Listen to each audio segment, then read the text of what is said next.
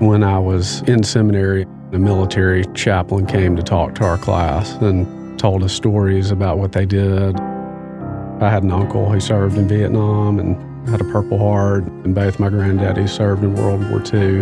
And so I pretty much immediately knew that's what I wanted to do. When I got done with chaplain school, it was probably 3 years before I deployed.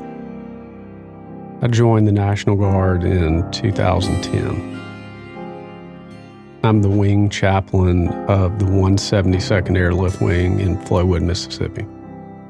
I volunteered for it because I was counseling so many people who had been to Afghanistan, and I wanted to go there and be a part of what was happening, so I could know what it's like to leave your wife and your kids and know what it's like to be in a war zone. That was just really important to me. When I'd been there a month, I really started to question how prepared I was. I was seeing sometimes 20 people in a day. Lots of people in crisis, lots of people that had either spouses had left or were in the process of leaving, people that were suicidal, people that had committed crimes, people just wanting to get stuff off their chest before they went back home. After I'd been there a few months, I started to realize I wasn't doing too well. I wasn't calling home as much or checking in with people. I was angry, cynical, starting to really just look at the world as this terrible place. When I came home, I was excited and ready to get back to my family. I had a month leave, and so we went down to the beach, and that was great. But when we got back from that is when I started to realize I wasn't able to come back into any sense of normalcy. I was having a hard time connecting with my wife, with my kids. My daughter, she was a year and a half at the time, and for months she just acted like she didn't know me. I was afraid that it was always going to be like that, and I'd really messed her up. I was kind of spiraling down. Not long after I got back home, I became concerned about the firearms in our home. I had a Glock that I would keep in my drawer. Every time I would look at it, I would just have a suicidal thought. At first, I kind of brushed it off and didn't think about it. But as time went on, it started to really freak me out. After a few months, those dark thoughts became a lot stronger. I ended up telling my wife. I was really ashamed and really anxious about what she was going to think of me, but she handled it really well. It was powerful how when I talked to her, it didn't go away completely, but it just wasn't nearly as strong as it was before I talked to her. It was a big relief. Reverend Seth Still is a gatekeeper, a trusted member of a community with exposure to many people and in a position to offer care, empathy, and help. I would define gatekeeper as a protector, as somebody who is there to defend. Seth was used to being a gatekeeper for others, but when he started to have suicidal thoughts of his own, he struggled to initiate a conversation that could lead to getting help. I needed somebody to come in and protect me, even though I didn't really know it. I had told so many people already just to get this stuff out of the dark and tell somebody, and here I hadn't done the very thing I'd told so many people to do. I'm Dr. Kurt West, Associate Professor of Psychiatry and Scientist at the Center for the Study of Traumatic Stress. Today, in Let's Talk About Your Guns, we'll talk to Reverend Seth Still about his own experience with suicidal thoughts and guns in his home, and how that experience changed how he thinks about his role as a gatekeeper. We'll also talk to Dr. Rajiv Ramshan, psychiatric epidemiologist, about the role gatekeepers play in suicide prevention and firearm safety. Firearm safety in the home is built around 5 principles. Weapons should be stored unloaded. They should be taken apart or stored with a disabling device engaged. They should be stored in locked containers, and ammunition should be stored in a separate locked container. Finally, firearm safety in the home involves having a plan for storing guns in an alternate location during times of crisis. In this episode, we'll discuss best practices for gatekeepers in having conversations about firearm safety, and we'll talk about how to overcome obstacles to having them. This podcast isn't about whether you're for or against firearms. It's about how to have open and honest conversations about safe storage. Conversations that may save a life. So now, let's talk about your guns. Seth, in this episode, we're talking about gatekeepers. Do you think of yourself as a gatekeeper? Yeah, I would say so. When I think about my job for the 172nd, the spiritual care for 1,400 members, and then my calling in the local church to care for those members, yeah, I think that's a good word for it. When did you first become familiar with that term? Yeah, I became familiar with the term gatekeeper through guard training. We do something called Wingman Day every year. That's our suicide prevention day. And that idea of being a defender for others, especially when they're going through something that they can't handle. In your training in seminary, in pastoral counseling, as a military chaplain, did you ever receive information on asking about guns and safety in people's homes? Never came up.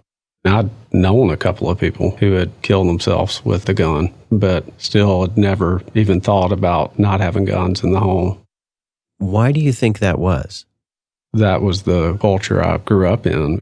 Everybody had guns. You always had a gun in your house. Every man I knew growing up carried a gun on them or in their vehicle. That thought never occurred to me that there'd be a time in my life where I didn't have a gun. I don't think I'd ever heard of anybody giving a gun to somebody else to hold for them.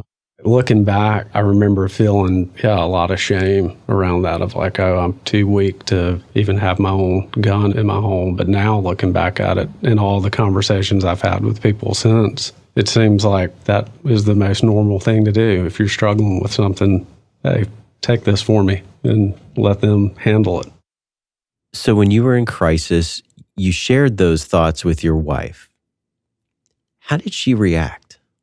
She freaked out, which was good because I wasn't freaking out about it. I just was pretty laissez-faire about it. I was like, well, everybody has thoughts like that. And part of that was how many people had told me about thoughts like that over the past 6 months.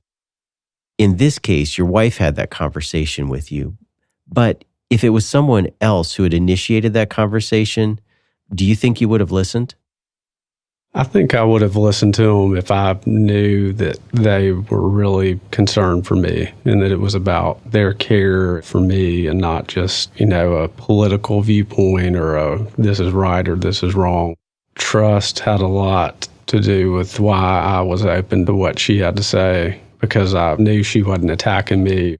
That was a pretty deeply ingrained worldview or belief, that I, as a man, should have this gun in my home, and just the way that she was able to get around that. And I think that's a hard thing to do. I think if you come straight at somebody's long-held belief, they're going to get defensive. And I probably did get defensive with her some, but that trust that I had in her, I think allowed me to listen to what she was really saying. So what you're saying is that two very important qualities in that messenger are trust and caring. Definitely.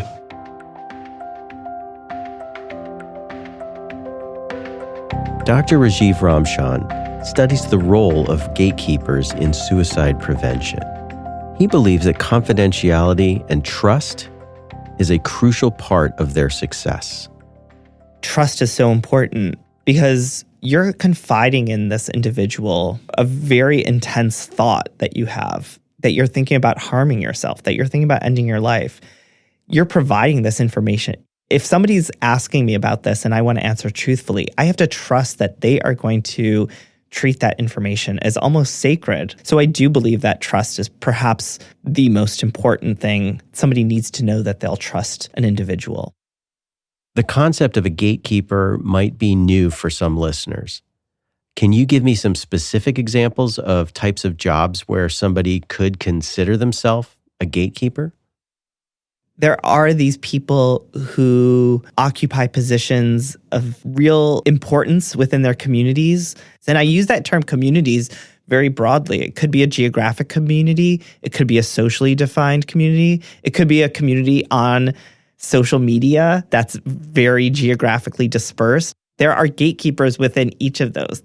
A gatekeeper could be anyone from a chaplain to a priest, but usually it's someone in the community who knows the pulse of the community, who understands the community, understands the resources are available. They're local. They're just somebody who's there and who's trusted, who's well respected, and who you interact with regular frequency.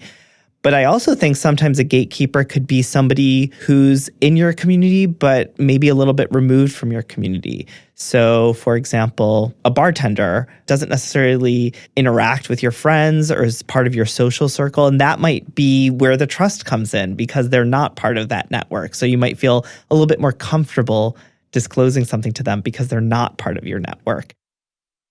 How is the relationship between a gatekeeper and somebody that they serve different from the relationship that, say, a therapist would have with a patient? A gatekeeper differs from a therapeutic relationship in many ways. If I decide to see a therapist or if I refer someone to a therapist, I expect that therapist to do a comprehensive assessment of the person and then to follow evidence-based guidelines on identifying what their symptoms are, what their diagnoses may be, and what evidence-based treatments are available to manage their symptoms through the course of treatment. So that's a very structured and very defined relationship. Gatekeeper is a little bit looser, and we're not asking for a comprehensive assessment. We're not thinking about a diagnosis. We don't want the person to go back every week and receive some type of check-ins. The gatekeeper's relationship is very informal, and it's just knowing how to listen, how to recognize when things seem a little bit distressful, critically important, having the confidence and the ability to recognize when you need to ask, hey, are you thinking about harming yourself or are you thinking about suicide? And then that follow-up question, well, have you thought about how you might do that? Do you have a firearm in the house? How is it stored? Do you think you might temporarily remove it from the house, give it to a friend? So I think that's the conversation. It's providing that immediate help so that when you feel safe, when you guys part ways. And again, it's a very informal relationship. So tell me a little bit about your work, specifically helping gatekeepers think about their role in suicide prevention. So we started our work on gatekeepers because we really understood that a lot of effort was being placed on gatekeeper education. So we saw a lot of public campaigns that were directed towards gatekeepers that were oriented towards suicide prevention. So California, for example, had a campaign called Know the Signs. So it was for gatekeepers to identify signs of suicide risk. We saw in the Army, there was a lot of effort being placed on these gatekeeper campaigns and wanted to know, well, do these work? Are they effective? So we first started by looking at the literature. What do we know about these campaigns and what do we know about these efforts? And we saw a lot of evidence that you could teach these things, that people learn these things. We then went and our next kind of set of studies was to look at non-commissioned officers, NCOs in the Army and the Marine Corps, as well as chaplains in the Army. And we really wanted to understand their role, their gatekeeper role. What we really were interested in looking at is, did they know the resources to refer people? Did they have knowledge and awareness of suicide risk? Did they think it was important? Did they feel efficacious in referring people?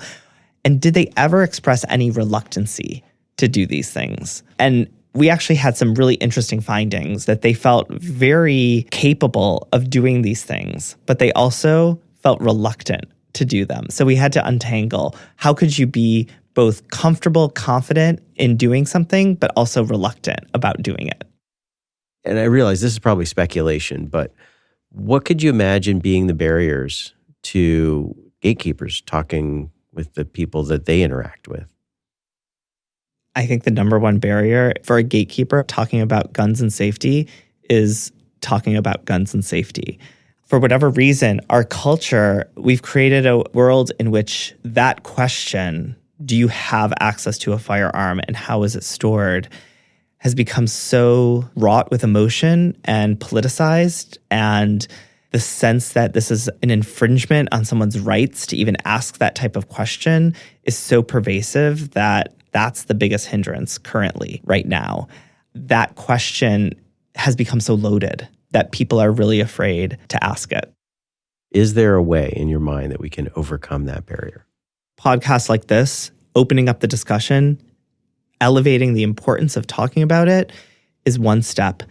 I'm a researcher, so the first place I would go is to the research literature also, and to see comparable examples. So even though we're talking about suicide right now, there were efforts to educate parents of kids to ask when they go on play dates, is there a firearm in the house? How is it kept stored? There have been educational efforts there. And to see which of those have been successful and which haven't would be a starting point for us to be thinking about how we can educate gatekeepers to have these discussions about, do you have a firearm available? How are you storing it right now? Help me think through this. How does a gatekeeper transition from their role as the barber, the bartender, the librarian into the role of either I'm concerned about you or the role of, can I talk to you about how to make your environment more safe? How might they do that?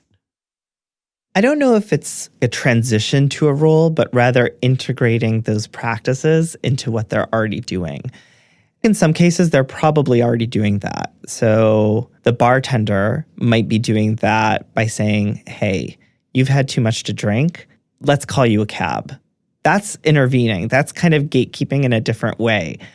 Sometimes they're used to having those conversations. And when something gets at a threshold, kind of having that discussion. Let's take another example, the barber shop. Let's say you're having this conversation and somebody's telling you, that sounds really stressful. How are you dealing with that?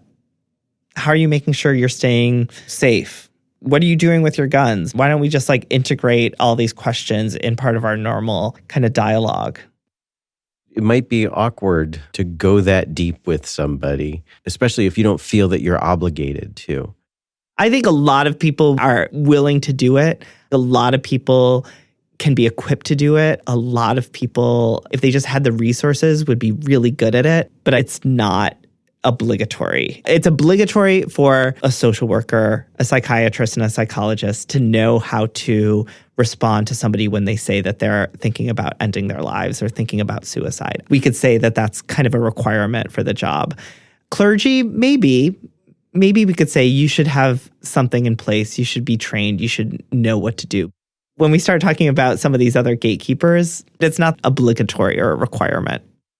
As you think about your experience with inquiring about suicide risk and gatekeepers, did you encounter this concern about it being an expectation or a requirement? In the military, we did. I think that in the military context, there was a level of expectation in the sense that, okay, so we'll train you. We'll give you this training in suicide prevention. What are the signs of suicide prevention? What are the resources? So everyone gets trained in this. And then somebody in your unit dies by suicide. So then the question isn't, so it's not what can we learn from this? How can we do better? It's what did you miss? Because we gave you a training. So what did you miss? What did you not do right? Because we gave you this training. It may have been an hour in a lecture hall or something with the dark lights, but we did give you this training. So that's what I'm worried about, is holding people accountable if something goes wrong. So it's not about being at fault if you missed it. Again, it's taking that opportunity to promote the healthier choices, to promote the healthy behaviors. That's right. While it's great to have bartenders and people in these roles serve as gatekeepers, it's not part of their job responsibility. People may be ill-equipped because they may have had experiences themselves that are too recent that they're coming to terms with, or maybe they just don't want to assume that role. I don't think we necessarily need to say everyone who's a bartender, everyone who's a barber needs to be equipped. So we need to make sure that when we're empowering them, we're not also holding them accountable for everything that happens after. When we talked with Seth, one of the things he brought up was that he talks about his own experience when he's counseling people. Is that something that is helpful for gatekeepers to share their own experience with people that they're trying to help? When it comes to gatekeepers sharing their own experiences, that can always be helpful. It is not the same relationship as somebody has with a psychologist, where it's just a one-way relationship. This is somebody where you expect at least some two-way relationship with. You expect when you go to the barber to hear about their kid's birthday party the weekend before. You expect to be there more of an exchange. When they say, I had a really stressful time, and you know what I did? I took my gun and I gave it to my brother, and he held it for a few months until, we got through this as a family or whatnot. The harm comes when somebody thinks so strongly that this thing worked so well for them that it's going to work for you. Like, for somebody, fly fishing might be the perfect thing to do to calm their nerves. So they're referring, you've got to start fly fishing. You've got to start fly fishing. That's not really a great gatekeeper, because you have to meet the person where they're at. You have to say, you know what, fly fishing worked for me. Let's find out what might work for you. So becoming too strongly held in your convictions that what worked for you is going to work for everyone. I like that. Listening to people and then meeting them where they are. To be a gatekeeper, you've got to be a good listener. You just have to. That's part of the responsibility. It's not about you. It's almost like being a good friend, to be honest. It's not always about you. You sometimes have to be there for the other person and not turn it into in my case, it's not the Rajiv story at this point. If I'm listening to this show and I'm wondering, how do I know if I'm a gatekeeper? That would be a good question to answer. How? If I'm not sure, then you are. That's my attitude. I think that if you aren't sure if you're a gatekeeper, you probably are. You probably occupy some role that you could be empowered to serve in this role. And so what do? You find the resources that are available for you. There are trainings offered by LivingWorks called Assist that are gatekeeper trainings. There's one called QPR. There's more on the Suicide Prevention Resource Center's website. If you think that you could be in the position to help somebody go through some type of crisis where they might be at risk of suicide, then I would encourage you to kind of get that training so that you know what to do and you know what questions to ask. Because I really think that if you think that you're in that role, you could potentially have the opportunity to save a life. Reverend Seth Still is one gatekeeper whose own experience with suicidal thoughts and gun safety allowed him to have deeper conversations with the people he serves.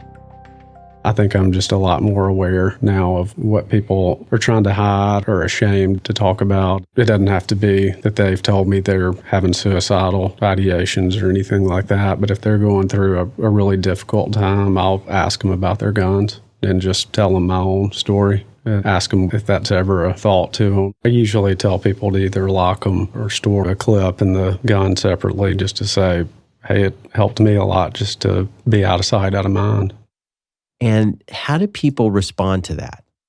I haven't had anybody come back and say that, I wouldn't be here if we hadn't had that conversation, but I've definitely had some people come back and say how much it gave them a lot more headspace to not have to have that thought, I've got this gun in my house, and now that it's out, it's just, I don't think about it anymore.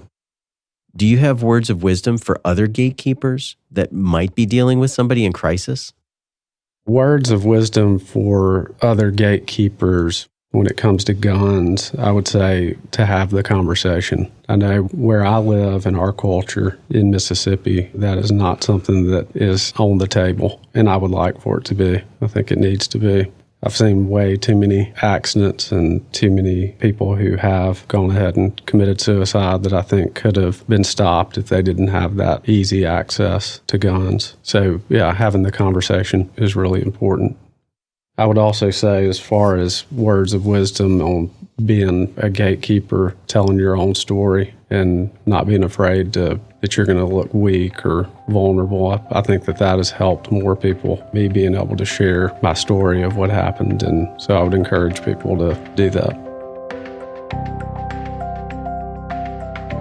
In this episode of Let's Talk About Your Guns, we opened up the conversation to think about people in our communities, gatekeepers, people who come into contact with many of us, sometimes in times of stress. It's my hope that after listening to this podcast, gatekeepers will feel more confident talking to those people they help about firearms and safety in their home. This conversation is not specifically about preventing a suicide. It's about creating an environment where there's time and space between a suicidal thought, even if you think you'll never have it, and that fatal act. We can all create time and space in our lives to stay safe. Thank you to Reverend Seth Still and Dr. Rajiv Ramshan for participating in this discussion. You've been listening to Let's Talk About Your Guns. This podcast is made possible by the Henry M. Jackson Foundation for the Advancement of Military Medicine. It's produced by Podville Media for the Center for the Study of Traumatic Stress at the Uniformed Services University. To learn more about our mission and for additional resources, please visit cstsonline.org. Be sure to subscribe to the show on your favorite podcast app and leave a 5-star review. Thanks for listening. The views expressed are those of the speakers and do not necessarily reflect the views, opinions, or policies of the Uniformed Services University, the Department of Defense, the U.S. government, or the Henry M. Jackson Foundation for the Advancement of Military Medicine, Incorporated. Mention of trade names, commercial products, or organizations does not necessarily constitute or imply endorsement by the Uniformed Services University, the Department of Defense, or the U.S. government, or the Henry M. Jackson Foundation for the Advancement of Military Medicine, Incorporated.